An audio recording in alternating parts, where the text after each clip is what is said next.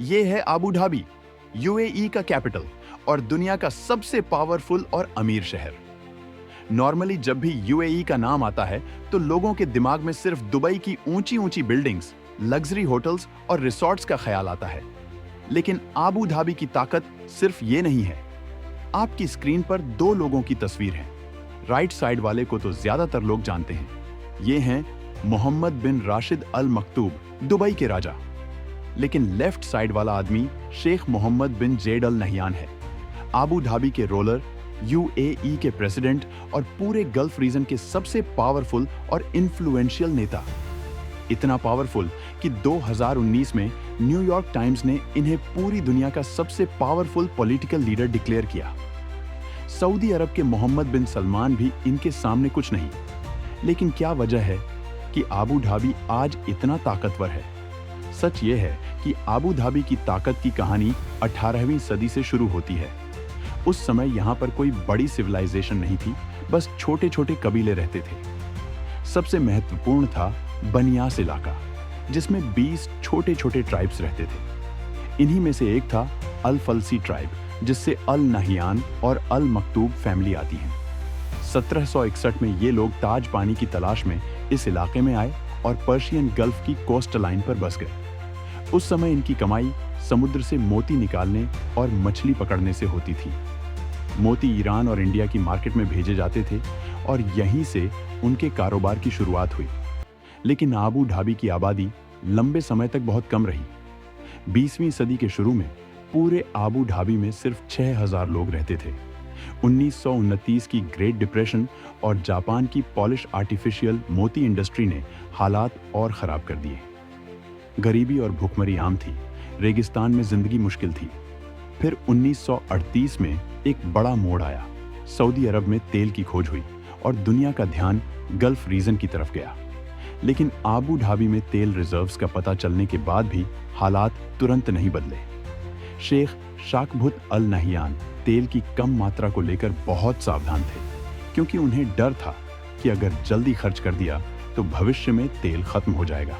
1966 में शेख जायद बिन सुल्तान अल नहियान ने अपने भाई को रिप्लेस किया और आबू धाबी के राजा बन गए। यही गल्फ का टर्निंग पॉइंट था। शेख जायद ने सोचा कि तेल सिर्फ आज का नहीं, बल्कि आने वाले 100 सालों की ताकत है। उन्होंने बेसिक इंफ्रास्ट्रक्चर, सड़क, बिजली, स्कूल और अस्पताल बनाने का काम शुरू किया। इसके साथ ही दुबई के विकास में मदद की, ताकि पूरे यूएई का ग्रोथ संतुलित रहे। जैसे जैसे समय आगे बढ़ा, आबू धाबी ने तेल की ताकत को समझा और उसे भविष्य के लिए इस्तेमाल करना शुरू किया। शेख जायद ने फाइनेंशियल इन्वेस्टमेंट बोर्ड बनाया, ताकि तेल से आने वाले पैसे को अलग अलग क्षेत्रों में लगाया जा सके। Real estate, hotels, airports, factories और बैंकिंग। इसका विजन यह था कि अगर भविष्य में तेल कम भी हो जाए तो आबू धाबी के पास इतनी इनकम स्ट्रीम्स हों कि कोई प्रॉब्लम ना हो। आज आबू धाबी के इन्वेस्टमेंट फंड में 1.3 ट्रिलियन डॉलर की इन्वेस्टमेंट है, जिसमें से 900 बिलियन डॉलर सिर्फ आबू धाबी के सिटीजन्स के लिए है। इस हिसाब से हर लोकल के पास करीब 3 मिलियन डॉलर आते हैं। यही वजह है कि आबू धाबी के लोकल्स दुनिया के द रिचेस्ट लोग हैं। और यही नहीं, आबू धाबी की ताकत सिर्फ पैसे में नहीं, बल्कि सुरक्षा और मिलिट्री में भी है। मोहम्मद बिन जायद अल नहयान की जिंदगी का एक बड़ा हिस्सा मिलिट्री में गुजरा। 20 साल की उम्र में उन्होंने एमिरेट्स एयरफोर्स ज्वाइन की और 1981 में कुवैत पर इराक के हमले के खिलाफ सारा मिलिट्री स्ट्रगल लीड किया। इसी वजह से उन्हें यह जुनून हुआ कि यूएई की आर्मी वर्ल्ड की सबसे पावरफुल बने। आज यूएई की आर्मी में 60,000 वेल इक्विप्ड सैनिक हैं। Annual military budget 20 billion dollar है और हाल ही में अमेरिका से THID मिसाइल सिस्टम खरीदा गया, जो दुनिया के सबसे एडवांस मिसाइल सिस्टम में से एक है। यूएई ने अमेरिका के बाद सबसे ज्यादा हथियार खरीदे हैं और उनकी आर्मी 2003 के बाद से सोमालिया, यमन, मिस्र और लीबिया जैसे देशों में ऑपरेशंस में रही है। सिर्फ आर्मी ही नहीं, यूएई की पुलिस भी दुनिया की सबसे वेल ट्रेंड और इफेक्टिव फोर्स है। 2003 में आबू धाबी को दुनिया का सबसे सेफेस्ट सिटी घोषित किया गया और इसी सिक्योरिटी के चलते आज यूएई एक बड़ा फाइनेंशियल, कमर्शियल, टूरिस्ट और लॉजिस्टिक सेंटर बन चुका है। मोहम्मद बिन जायद अल नाहयान की लीडरशिप में यूएई दुनिया के टॉप देशों के साथ मजबूत डिप्लोमेटिक रिलेशनशिप बना रहा है। इंडिया, इंडोनेशिया, चीन, रूस और अफ्रीका के देश। इतने पैसे और पावर के साथ यूएई गल्फ रीजन की जियोपॉलिटिकल स्ट्रेटजी कंट्रोल कर रहा है। लेकिन एक बात खास है, मोहम्मद बिन जायद अल नाहयान डेमोक्रेसी के बहुत खिलाफ हैं। उनके मुताबिक अब की कई कंट्रीज डेमोक्रेसी के लिए रेडी नहीं है। अगर गलत हाथों में सत्ता चली गई तो देश की प्रोग्रेस खतरे में पड़ सकती है। इसलिए उन्होंने स्ट्रॉन्ग मिलिट्री और कंट्रोल वाली पॉलिसी अपनाई ताकि देश हमेशा सुरक्षित और ताकतवर रहे। यही वजह है कि रेगिस्तान के बीच यूएई को खड़ा किया गया और आबू धाबी और दुबई आज दुनिया भर में फेमस हैं। मोहम्मद बिन जायद अल नाहयान का विजन, उनके कमिटमेंट और अपने लोगों के प्रति वफादारी ही जो रेगिस्तान को गुलिस्तान में बदल दी। आबू धाबी और पूरे यूएई की ताकत सिर्फ तेल और पैसे में नहीं, बल्कि उनकी स्ट्रैटेजिक प्लानिंग और विजन में भी है। मोहम्मद बिन जायद अल नाहयान ने भविष्य की हर चुनौती को ध्यान में रखते हुए देश को तैयार किया।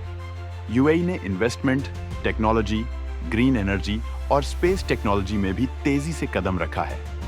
अब यूएई का Mars mission, high tech smart cities और रिन्यूएबल एनर्जी प्रोजेक्ट्स दुनिया भर में फेमस हैं। यूएई ने ग्लोबल ट्रेड और बिजनेस में अपनी जगह मजबूत कर ली है। दुनिया के टॉप ब्रांड्स और कंपनियों के हेडक्वार्टर दुबई और आबू धाबी में हैं। और ये सिर्फ निवेश के लिए ही नहीं, बल्कि टूरिज्म और लॉजिस्टिक के लिए भी ग्लोबल हब बन चुके हैं। मोहम्मद बिन जायद अल नाहयान की रणनीति यही है कि देश की इकोनॉमी किसी एक सेक्टर पर डिपेंड न करे। इसलिए यूएई ने airports, ports, real estate, finance और टेक्नोलॉजी में डाइवर्सिफिकेशन किया। वैसे तो मोहम्मद बिन जायद अल नाहयान की फोकस हमेशा अपने देश पर है, लेकिन उनकी ग्लोबल इन्फ्लुएंस भी बहुत बड़ी है। इंडिया, चीन, रूस, इंडोनेशिया, अमेरिका और यूरोप के टॉप लीडर्स उनके साथ डील्स और स्ट्रैटेजिक पार्टनरशिप में हैं। यूएई अब सिर्फ गल्फ का लीडर नहीं, बल्कि वर्ल्ड में भी एक हॉट फेवरेट कंट्री बन गया है।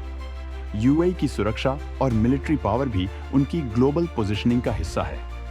मजबूत मिलिट्री, एडवांस मिसाइल सिस्टम्स और एक ऑर्गेनाइज्ड पुलिस फोर्स ने देश को सुरक्षित और स्थिर रखा है। इस वजह से दुनिया के बड़े निवेशक और कंपनियां यूएई में आने से डरती नहीं, बल्कि खुशी-खुशी अपना बिजनेस सेट करती हैं। फ्यूचर की बात करें तो मोहम्मद बिन जायद अल नाहयान का विजन साफ है। यूएई को टेक्नोलॉजी, स्पेस, इन्वेस्टमेंट और ग्लोबल पॉलिटिक्स में टॉप लीडर बनाना। उनका मानना है कि जब देश मजबूत, सुरक्षित और प्रॉस्परस हो, तभी उसके लोग खुशहाल रह सकते हैं। यही वजह है कि रेगिस्तान के बीच यूएई को खड़ा किया गया और आज आबू धाबी और दुबई दुनिया के सबसे पावरफुल और अमीर शहरों में शुमार हैं। मोहम्मद बिन जायद अल नाहयान की सोच, उनका कमिटमेंट और अपने लोगों के प्रति उनकी वफादारी यूएई को सिर्फ एक देश नहीं, बल्कि एक लीजेंड बना देती है। अगर आने वाले सालों में भी यूएई अपने विजन और प्लानिंग को फॉलो करता रहा, तो यह देश वर्ल्ड पॉलिटिक्स, इकोनॉमी और टेक्नोलॉजी में एक मिसाल बन जाएगा। और यही वजह है कि आज हर देश, चाहे वो वेस्टर्न सुपर पावर हो या एशियाई कंट्री, यूएई की ताकत और स्ट्रैटेजिक पोजीशन को नोटिस करता है। तो दोस्तों, ये थी यूनाइटेड अरब एमिरेट्स की वो कहानी जहां कभी रेत उड़ती थी, आज वहां से आसमान छूती इमारतें उठती हैं। जहां कभी लोग मोती खोजते थे, आज दुनिया वहां भविष्य खोजने आती है। यूएई ने साबित कर दिया है कि विजन, मेहनत और लीडरशिप से रेगिस्तान भी गुलिस्तान बन सकता है। अगर आपको ये वीडियो इंफॉर्मेटिव और इंस्पायरिंग लगी, तो इस वीडियो को लाइक जरूर करें, अपने दोस्तों के साथ शेयर करें ताकि वो भी जान सकें कैसे एक देश ने अपनी तकदीर खुद लिखी। और अगर आप चाहते हैं कि ऐसे ही दमदार और हकीकत से भरे वीडियो आपको मिलते रहें, तो चैनल को सब्सक्राइब करना बिल्कुल मत भूलिए। मिलते हैं अगली वीडियो में एक और इतिहास बदल देने वाली कहानी के साथ।